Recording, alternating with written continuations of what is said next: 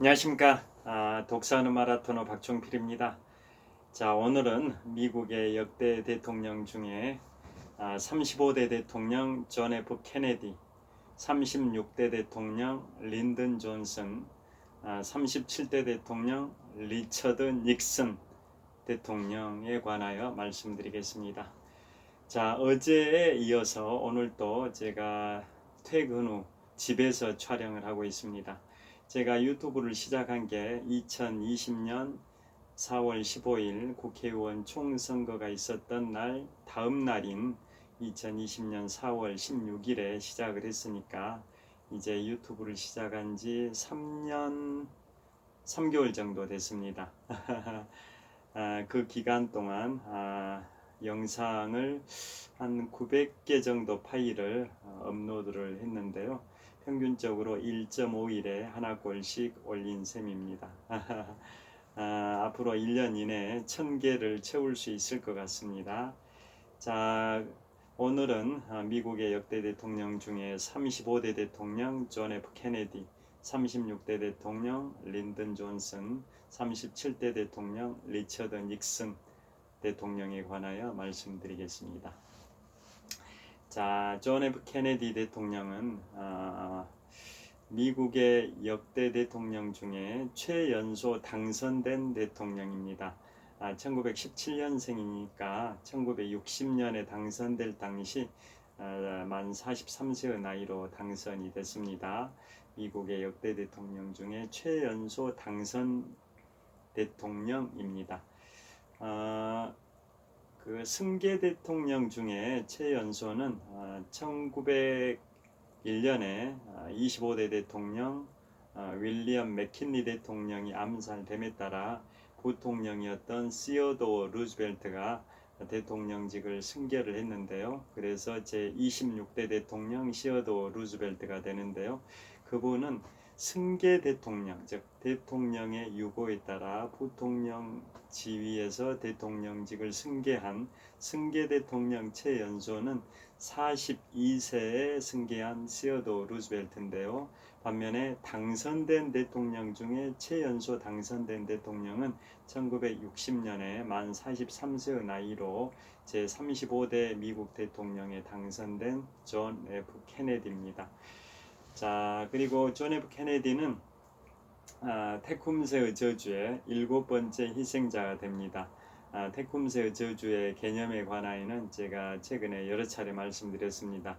미국의 역대 대통령 중에 임기를 못 채우고 임기 중에 사망했던 대통령이 총 8명인데요. 그 중에 1848년에 당선됐던 제커리 테일러 대통령은 그 테쿰스의 저주의 그 20년 주기에 해당이 안 되는 분이고, 그분을 제외한 나머지 7분이 20년 간격으로 당선됐던 미국의 대통령으로 임기를 못 채우고 임기 중에 사망했었던 그러한 사건, 그 사건의 원인이 되는 저주가 테쿰스의 저주입니다. 자, 그래서 존 F 케네디 대통령이 테쿰스의 저주의 7번째 희생자가 됩니다. 자, 그 다음에 그 존 F 케네디 대통령은 또 뭘로 유명하냐면 미국은 기본적으로 개신교 국가입니다. 그래서 미국의 대통령이 되기 위한 기본적인 그 요건들을 보면 뭐 법적인 요건이 아니라 전통적으로 미국의 대통령들은 그러한 분들이 대통령이 되는 경우가 많았다, 이런 뜻입니다. 그래서 WASP, WASP라고 하는데요. WASP, 그게 뭐냐? W는 화이트, 백인이란 뜻입니다. 백인. 그 다음에 AS는 앵글로 섹슨족이란 뜻입니다. 앵글로 섹슨족. 미국이 영국에서 넘어온 사람들이 미국을 건국했지 않습니까? 그래서 앵글로 섹슨 계열. 그 다음이 P가 프로테스탄트, 개신교도라는 뜻입니다. 그러니까 미국은 주류 사회가 미국은 현재 백인 인종별로 보면 미국 국민 한 3억 3천만 명 정도 되는데요. 그 중에 백인이 약 75%, 그 다음에 히스패닉, 남아메리카 이쪽 계열이죠. 히스패닉이 약 한 15% 되는 것 같고 흑인이 한 13% 정도 되는 것 같습니다. 그래서 미국의 주류는 결국 백인인데요. 그래서 미국의 역대 대통령들도 기본적으로 WASP, WASP 이걸 갖춘 사람들이 대부분이었다라는 겁니다. W는 화이트 백인이고 그 다음에 AS는 앵글로 섹슨족이고 그 다음에 P는 프로테스탄트 즉 개신교도다라는 건데요. 대통령들이 대부분 그 요건을 갖춘 경우가 많았었다는 거죠. 그에 반해서 35대 대통령 존 F 케네디 대통령은 그 요건 중에 백인이라는 그 요건만 갖췄지 나머지 앵글로 섹슨하고 프로테스탄트 그 요건은 못 갖췄습니다. 왜 그러냐면 존 F 케네디 대통령은 아일랜드 이민자 후손입니다. 잉글랜드가 아니라 잉글랜드와 좀 대립 관계에 있어 왔던 아일랜드의 후손입니다. 그래서 앵글로 섹슨이 아니란 뜻이고요. 그 다음에 존 F 케네디는 미국의 역대 대통령 중에 최초로 천주교 신자입니다. 천주교 로마 카톨릭인 거죠. 자, 그래서 존 F 케네디는 백인이긴 하지만은 앵글로 섹슨 계열이 아니라 아일랜드 계열이고 또 개신교도가 아니라 로마 카톨릭 계열이다 보니까 WASP 그 와스프 그 요건 세 가지 중에 백인이라는 요건만 갖췄다 이런 뜻입니다. 그래서 좀 이례적인 케이스인 거죠. 참고로 현재 미국의 대통령 46대 대통령 조 바이든 대통령도 아일랜드 계열이고 또 카톨릭 신자입니다. 그러니까 35대 대통령 존 F 케네디와 현재 46대 미국 대통령 조 바이든 대통령이 거의 비슷하다라는 거죠.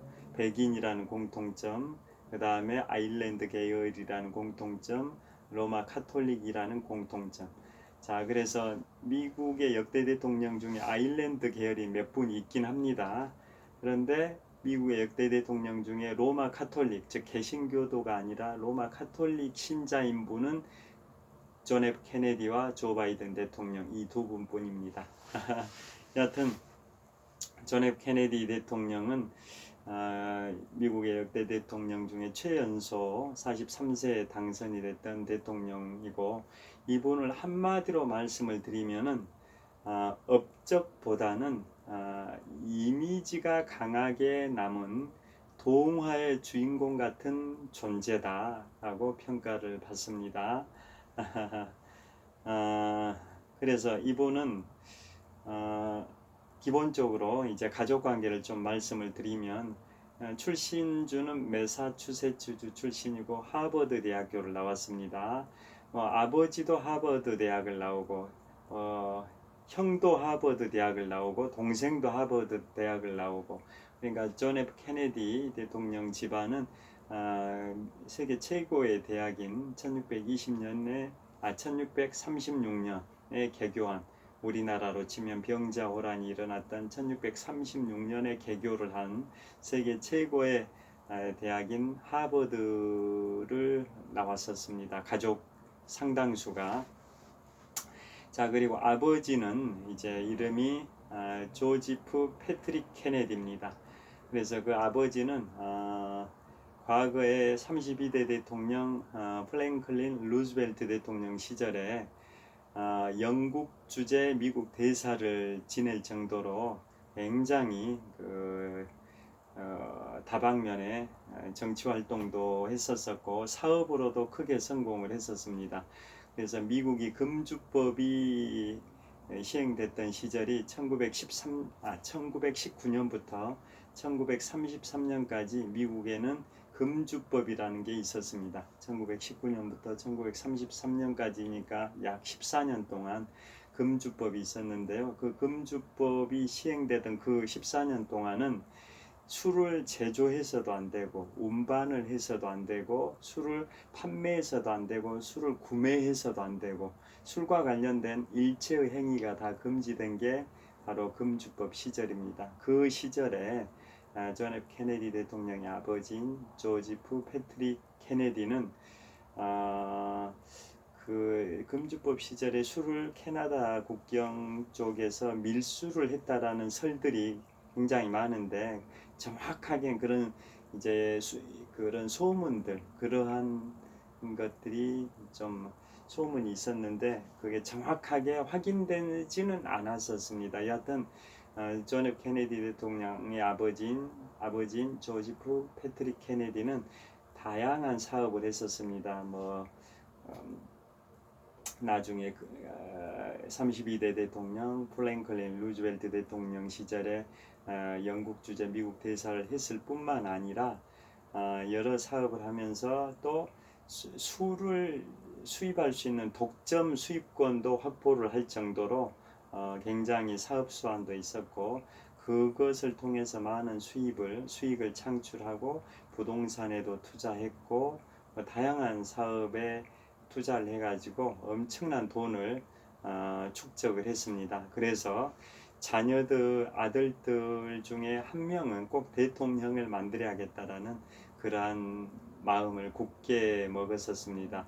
자, 그리고 존 F 케네디 대통령의 어머니도 아들들을 이제 밥상머리 교육이라고 하죠. 식탁에서 식사를 할 때 아들들한테 이런 신문을 줘가지고 미리 읽게 한 다음에 신문에 나와 있는 그러한 그 기사를 가지고 토론을 하도록 해서 서로 민주주의의 핵심이 바로 토론 문화지 않습니까? 그래서 신문에 나와 있는 그러한 기사거리를 가지고 토론을 하면서 상대방의 얘기를 경청을 하고 또 자신의 주장을 논리 정연하게 피력해서 민주주의의 기본을 배우게 하는 그러한 교육의 장을 마련해 주신 분이 케네디 대통령의 어머니이기도 합니다. 그리고 아버지는 이제 그러한 사업 수완 또 정치 활동 이런 걸 하면서 사회 상류층 엘리트층들과의 만남을 통해서 여러 가지 그러한 들은 정보력 이런 것들을 자녀들하고 공유하면서 자녀들이 상류 사회에 진입할 수 있는 그러한 기반을 마련해줬고, 그 중에 아들들 중에 최소한 한 명은 대통령을 만들어야겠다라고 작심을 했었던 겁니다. 그래서 이제 자녀들 구성을 보면 첫째, 자녀들 구성이 4남 5녀입니다. 존 F 케네디 대통령의 형제 자매죠. 35대 대통령 존 F 케네디 대통령의 형제 자매가 4남 5녀입니다. 그 중에 존 F 케네디 대통령이 둘째입니다. 둘째. 자, 그래서 그 형제 자매들 9남매를 간단히 소개를 해드리면, 첫째가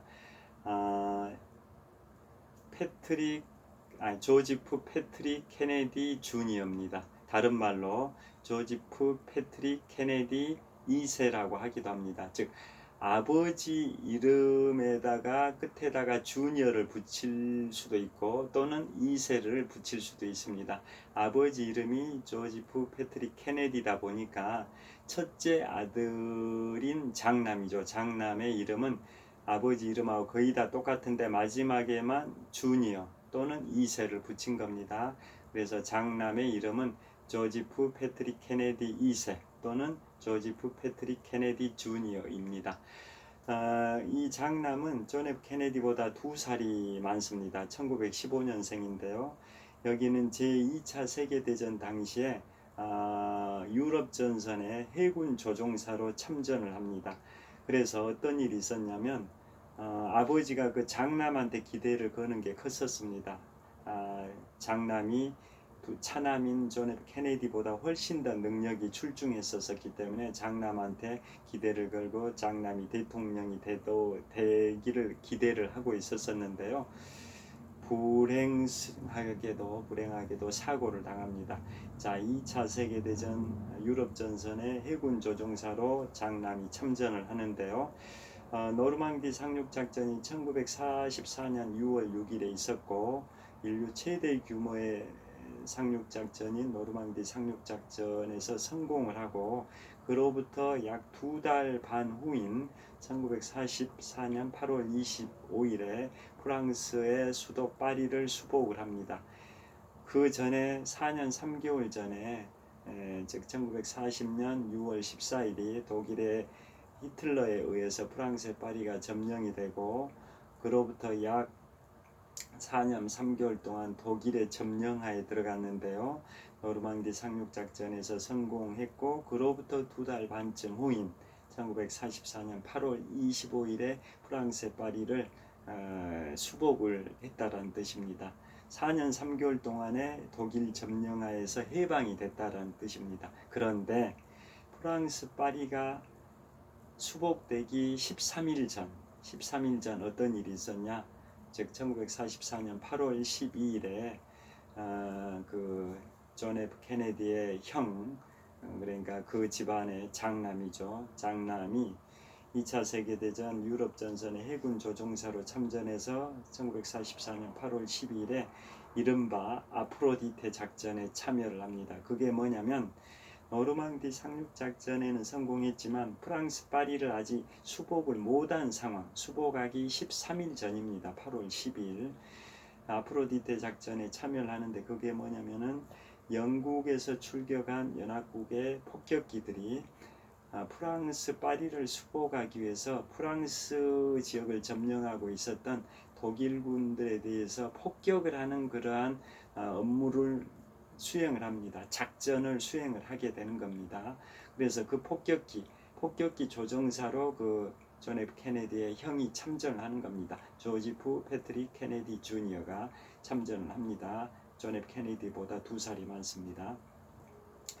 참전하는데 그 아프로디테가 과거에 그리스 로마 신화에 보면 미의 여신을 아프로디테, 다른 말로 비너스라고 표현하기도 하지 않습니까? 거기에서 명칭을 따와가지고 아프로디테 작전이라 하는데요.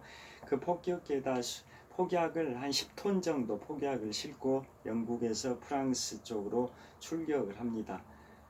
그래서 독일이 점령하고 있었던 프랑스의 하늘에서 그 폭격기가 자동으로 폭발하는 겁니다. 폭발. 그런데 그냥 폭발해버리면 조종사도 같이 죽어버리니까 그 폭격기가 폭발하기 한 4, 5분 전에 조종사는 낙하산을 타고 탈출하는 겁니다. 그러니까 도보 해협을 지나서 프랑스 상공에 이제 진입하게 되면 폭격기 조종사는 낙하산을 타고 그냥 탈출을 하고 그로부터 한 4, 5분 후에 폭격기는 이제 더 비행을 하다가 프랑스의 이제 내륙 상공에서 폭격기가 한 10톤 정도 폭약을 실은 폭격기가 폭발을 하는 그러한 작전이 바로 아프로디테 작전이었는데요. 불행스럽게도 예정됐던 시간보다 먼저 폭격기가 폭발을 해버렸습니다. 그래서 그 조종사였던 존 F 케네디의 형이 낙하산을 탈출하기 전에 그 10톤의 폭약을 실은 그 폭격기가 폭발을 해버려 가지고 도보 해협 상공에서 그 장남은 전사를 해버렸습니다. 그게 1944년 8월 12일입니다. 프랑스 파리가 독일 점령 4년 3개월을 끝내고 또 파리를 수복하기 딱 13일 전입니다. 1944년 8월 12일. 그래서 그 집안은 엄청나게 이제 충격에 빠졌겠죠. 그 기대를 모았던 장남이 사망을 해버렸으니까요. 그리고 또 원래 그 장남은 자신의 해군 조종사 복무 기간이 다 끝났습니다. 그런데도 연장 신청을 했었습니다. 그래서 그런 불의의 사고를 당했었습니다. 그래서 아버지를 비롯해서 그 가족들은 엄청나게 비통해 했었습니다. 그래서 이제 아버지 조지프 패트릭 케네디는 이제 장남을 대통령으로 만들기로 했던 그 계획이 이제 무산돼 버린 거죠. 그래서 이제 차남한테 기대를 거는데요. 차남인 존 F 케네디 대통령은 원래는 좀 장남에 비해서는 상대적으로 좀 뛰어나지는 못했었습니다. 그런데 이제 장남이 사망했기 때문에 차남한테 기대를 거는 상황이었었는데요. 존 F 케네디는 2차 세계대전 당시에 형은 유럽 전선에 참전했는데 존 F 케네디 본인은 태평양 전선에 참전을 해서 또 해군 장교로 복무를 했습니다. 그래서 해군 장교 자신이 그 캡틴이었던 그 소형 그 함정이죠. 함정에 이제 그 함장이 되는 거죠. 그래서 그 태평양 전선에서 일본군에 맞서서 싸우는데요. 그 함정이 존 F 케네디가 탔었던 그 함정이 일본의 대형 군함하고 충돌을 해버립니다. 그래서 그 존 F 케네디가 탔던 그 군함이 이렇게 파괴가 돼버리니까 그 존 F 케네디가 동료 그 장병들을 구조를 합니다. 그래서 이제 영적 그 찬사를 받게 됩니다. 그런데 그때 그 일본 군함하고 부딪히면서 존 F 케네디가 몸을 다치게 돼서 허리 등이죠, 등 허리뼈가 크게 다쳐버렸습니다. 그래서 나중에는 1954년도 1917년생이거든요. 그래서 1954년도면은 나이가 한 37살 때죠. 37살 때인 1957년에는 허리 수술을 대수술을 하기도 했었습니다. 여하튼 존 F 케네디는 2차 세계대전에 태평양 전선에 참전을 했었고요. 그 다음에 이제 정치는 어떻게 가족 관계가 아까 장남은 그러게 전사를 했고, 둘째가 존 F 케네디고, 셋째는 여자인데요. 이 셋째 이분은 평생 정신지체, 그 다음에 그 뇌 수술을 받았는데 그게 실패를 했습니다. 그래서 평생을 정신 그 질환자들의 수용 시설에서 갇혀서 생활을 합니다. 세 번째 당되는 그 딸은. 그 다음에 네 번째도 딸인데요. 지금 존 F 케네디의 형제 자매를 말씀드리고 있습니다. 네 번째도 이제 딸인데 거기는 프랑스에서 1948년경인가 비행기 사고로 사망을 합니다. 그 다음에 다섯 번째도 딸인데요. 다섯 번째는 그 다섯 번째의 딸이 영화배우 아놀드 슈왈츠제네거와 결혼했다가 이혼을 합니다. 그러니까 존 F 케네디의 그 형제 자매들을 소개해드리고 있는데, 다섯 번째가 딸인데 그 사람의 딸이 아놀드 슈왈츠제네거라는 영화배우이자 캘리포니아 주지사를 지낸 분이죠. 그분하고 결혼했다가 이혼을 합니다. 그러니까 존 F 케네디의 그 아놀드 슈왈츠제네거는 존 F 케네디 대통령의 과거의 조카 사위였다라는 뜻입니다. 과거의 조카 사위. 왜냐? 존 F 케네디의 여동생의 딸의 전 남편이었기 때문에 아놀드 슈왈츠제네거는 존 F 케네디 대통령의 과거의 조카 사위였다라는 뜻입니다. 그 다음에 여섯 번째는 딸인데 특별한 사회적 활동을 했던 분은 아닙니다. 그 다음에 일곱 번째가 이제 아들인데 바로 로버트 케네디입니다. 로버트 케네디는 1968년에 로스앤젤레스 엠베세더 호텔에서 암살을 당합니다. 자, 그 로버트 케네디가 법무장관 시절이었었는데요.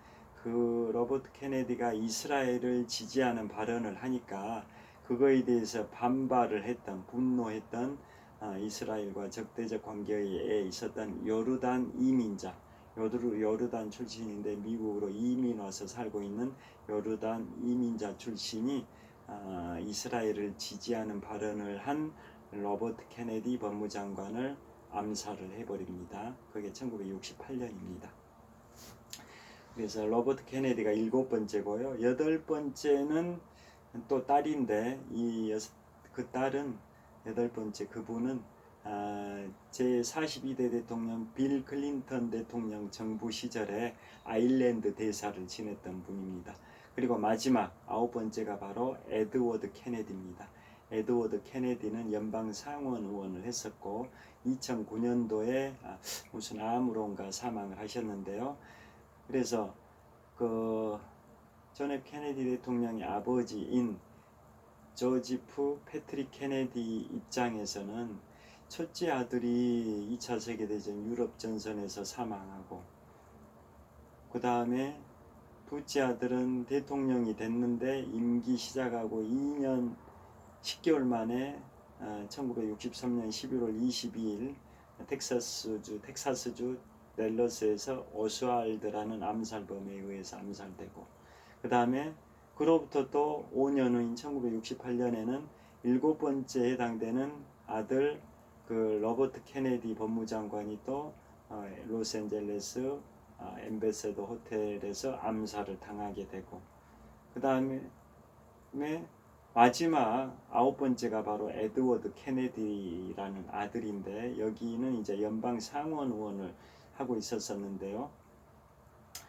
비서하고 무슨 자동차 드라이브를 하다가 비서가 교통사고로 사망을 해버립니다. 그 사망할 때 같이 탑승했던 사람이 에드워드 케네디 연방 상원 의원이었습니다. 그래서 굉장히 구설수에 많이 올랐었습니다.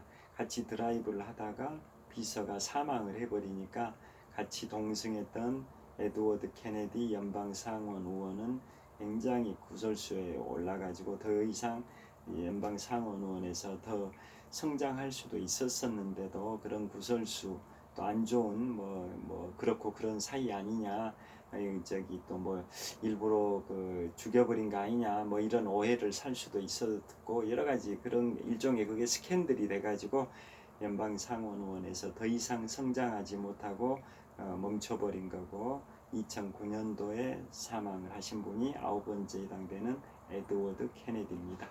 여하튼 이렇게 존 F 케네디 대통령의 형제 자매가 4남 5녀란 뜻인데요. 그 중에 두 번째가 바로 제35대 미국 대통령이 되는 존 F 케네디, 풀네임으로는 존 피츠제럴드 케네디입니다. 피츠제럴드에서 F 이니셜을 따가지고 존 F 케네디라고 합니다. 자, 존 F 케네디는 그 아까도 말씀드린 것처럼 뭐 대통령직을 2년 10개월 정도 수행하다가 임기를 못 채우고 임기 중에 암살을 당하는데요. 그래서 뭐 특별한 업적보다는 이미지가 강하게 남은 그러한 동화 속의 주인공 같은 존재로 미국인들의 가슴 속에 각인이 되어 있습니다. 자, 그리고 이분의 이제 정치적 성장 과정을 보면 1917년생이고 하버드 대학을 1940년에 졸업을 하는데요. 졸업하던 해인 1940년, 즉 23살 때 책을 한 권 출간을 했습니다. 제목이 뭐냐? Why England Slept. Why England Slept. 왜 영국은 잠자고 있는가? 라는 제목의 책을 대학 졸업하던 1940년 23살의 나이에 출간해가지고 일약 베스트셀러가 됩니다. 그 인쇄 수입으로 기부 활동도 하고 뭐 좋은 일에 썼습니다. 그리고 그 무렵에 이제 제2차 세계대전 1940년에 졸업할 때는 미국 2차 세계대전에 참전을 하고 있지는 않았었는데요. 이듬해인 1941년 12월 7일에 일본이 미국의 하와이 진주만을 기습 폭격하니까 미국이 2차 세계대전 태평양 전선에도 참전했고 유럽 전선에도 참전했다라는 건 어제 제가 소개를 해드렸었습니다. 자, 그래서 존 F 케네디는 2차 세계대전 태평양 전선에서 해군으로 활동했다고 말씀드렸고요. 그 다음에 정치의 길은 어떻게 정치를 시작했냐면 1946년에 연방 하원 의원으로 시작을 했습니다. 1946년이면은 나이가 몇 살이겠습니까? 1917년생이니까 1946년이면은 만 29세 때입니다. 17년생인데 46년이면 만 29세 때, 만 29세 때 연방 하원 의원으로 정치를 시작을 하게 됩니다. 자, 그 다음에 1954년에는 이제 2차 세계대전 당시에 허리를 다친 걸 대수술을 하게 되고, 대수술을 하면서 한 2, 3년 정도 요양을 하면서 또 책을 하나 출판합니다. 그게 뭐냐? 제목이 용기 있는 사람들이라는 제목으로 책을 출간을 합니다. 그래서 그게 언론인한테 주는 최고의 상인 퓰리처상을 받습니다. 퓰리처상을 받은 연도가 1957년입니다. 그러니까 존 F 케네디 대통령의 40세의 나이에 용기 있는 사람들이라는 제목의 책이 언론인한테 주는 최고의 상인 퓰리처상을 수상을 하게 됩니다. 그리고 이분이 이제 또 어떤 일이 있었냐면 1956년이니까 39세 때입니다. 즉 용기 있는 사람들이라는 책으로 퓰리처상을 받은 것보다 1년 앞선 1956년에는 민주당의 부통령 후보 지명전에 도전을 하는데요. 실패를 하게 됩니다. 1956년에 대통령 선거에서 민주당의 대통령 후보가 아니라 부통령 후보 지명전에 도전을 하게 되는데 실패를 합니다. 그때 나이가 39세의 나이에 도전했는데 부통령 후보 지명전에서 실패를 했다는 뜻입니다. 그런데 그로부터 4년 후인 1960년에는 이번에는 민주당의 대통령 후보로 출마해 가지고 아예 당선이 돼버린 거죠. 그래서 1960년 대통령 선거에서 당선됐을 때 35대 미국 대통령으로 당선됐을 때 나이가 만 43세였기 때문에 미국의 역대 대통령 중에 최연소 당선 대통령입니다. 지금도 그 기록은 안 깨지고 있습니다. 자, 그때 대통령 선거에서 당선이 될 때 상대방 후보는 누구였냐? 공화당의 리처드 닉슨입니다. 공화당의 리처드 닉슨은 어떤 인물이냐? 좀 이따 오늘 세 번째로 소개해드릴 분이 공화당의 리처드 닉슨 37대 대통령을 소개를 해드릴 텐데요.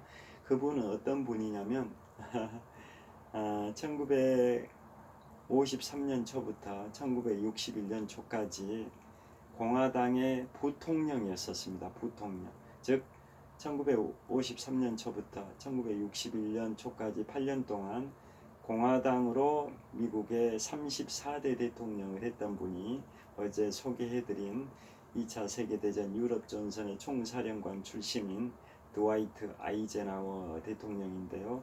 그 드와이트 아이젠하워 대통령 때 부통령을 했던 사람이 바로 리처드 닉슨입니다. 그래서 그 리처드 닉슨은 1952년 대통령 선거에서 공화당의 대통령 후보는 드와이트 아이젠하워고 공화당의 부통령 후보가 리처드 닉슨이었는데요. 그 리처드 닉슨의 그때 나이가 39세 때입니다. 39세 때 부통령에 당선이 돼버린 겁니다. 1952년에 리처드 닉슨이 39세의 나이로 부통령에 당선이 돼버립니다. 참고로 존 F 케네디는 1917년생이고 리처드 닉슨은 그보다 4살이 더 많은 1913년생입니다. 리처드 닉슨은 1913년생, 존 F 케네디는 1917년생입니다. 그래서 리처드 닉슨은 1952년에 드와이트 아이젠하워가 공화당으로 대통령이 될 때 부통령이 됐던 인물이 리처드 닉슨인데요. 그때 리처드 닉슨의 나이가 39세 때입니다. 즉 부통령이 된 나이가 39세입니다. 그런데 그로부터 4년 후인 1956년에 존 F 케네디는 39세의 나이로 민주당의 부통령 후보 지명전에 도전했는데 실패했다고 말씀드렸습니다. 그러니까 부통령은 리처드 닉슨이 젊은 나이에 했다라는 겁니다. 그런데 대통령을 1960년에 존 F 케네디가 할 때는 리처드 닉슨은 존 F 케네디와 아슬아슬한 표 차이로 아깝게 낙선이 됐었습니다. 자, 그래서 존 F 케네디가 1960년 35대 미국 대통령이 당선될 때 상대방 경쟁자였던 리처드 닉슨, 공화당의 리처드 닉슨하고 표 차이가 어느 정도 있냐면 득표수를 기준으로 하면 존 F 케네디가 3,422만 표입니다. 그런데 공화당의 리처드 닉슨은 3,410만 표입니다. 불과 12만 표 차이밖에 안 났습니다. 존 F 케네디가 3,422만 표, 리처드 닉슨이 3,410만 표. 그러니까 존 F 케네디가 리처드 닉슨보다 불과 12만 표 많았을 뿐입니다. 우리나라의 윤석열 대통령께서 당선될 때 23만 표 정도 차이로 당선된 걸로 제가 알고 있습니다. 그런데 존 F 케네디가 리처드 닉슨을 꺾을 때는 불과 12만 표 차이였습니다. 물론 미국은 독특한 대통령 선거 방식인 간접 선거 방식이고, 그 다음에 선거인단을 뽑을 때도 승자 독식 제도, 이른바 유닛 룰 시스템을 적용을 하는 싹스리 제도라는 거 최근에 여러 차례 말씀드렸는데요. 그래서 선거인단 수 비율은 존 F 케네디하고 리처드 닉슨이 대략 3대2 비율입니다. 선거인단 비율은 큰 차이가 났었는데 총 득표수는 3,422만 대 3,410만이었기 때문에 불과 12만 표 차이밖에 안 났습니다. 선거인단 수는 300몇 명 대 200 몇 명이었으니까 대략 3대2의 비율 차이였습니다. 3대2의 비율. 여하튼 존 F 케네디가 그러게 리처드 닉슨을 꺾고 당선이 됐습니다. 그 다음에 이제 이분이 당선이 되고 나서 가장 첫 사건이 뭐가 발생이 되냐면 바로 1961년 4월에 피그스만 침공 작전이었습니다. 그게 뭐냐면 1959년에 미국 코앞에 있는 쿠바에서 대학 교수 출신인 피델 카스트로가 공산 정권을 수립을 했었습니다. 그 전에는 쿠바에는 친미 정권이 있었는데요. 피델 카스트로가 1959년에 공산 정권을 수립하면서 친미 정권은 이제 소멸돼 버렸고, 쿠바 내에 있는 미국의 자산들을 다 몰수를 해버리고 미국과의 국교를 단절을 했습니다.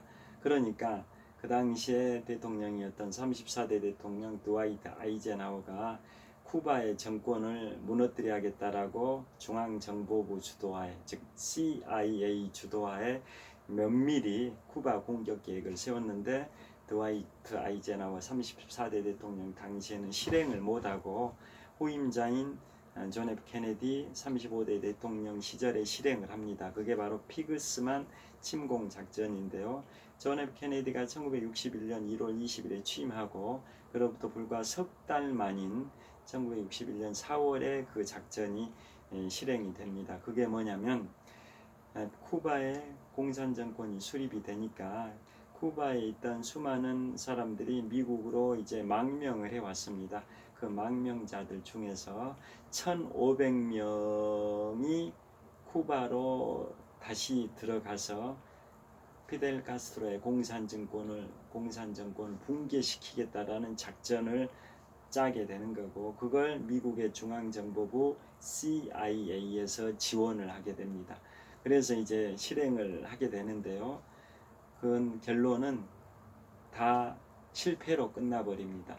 1,500명이 쿠바의 피그스만이라는 그 만을 공격을 하게 되는데, 그 쿠바의 피델 카스트로의 정권의 군대들이 다 막아내 버립니다. 그래서 결국 피그스만 침공 작전은 미국의 지원하에 쿠바 망명자들 1,500명이 쿠바의 공산 정권을 붕괴시키기 위해서 침공을 했는데 실패로 끝나버리고, 그래서 존 F 케네디는 완전히 국제적으로 망신을 사게 됩니다. 국민들로부터 인기도 떨어지고요. 그런데 그로부터 1년 반 후인 1962년 10월에 그것을 이제 반전시키는 또 사건이 발생이 됩니다. 그게 뭐냐? 쿠바는 바로 미국이 코앞에 있지 않습니까? 그런데 그 쿠바에다가 소련이, 그 당시에 소련의 후르시초프 공산당 서기장 시절입니다. 그 소련에서 쿠바에다가 미사일 기지, 그것도 핵미사일 기지를 건설을 합니다.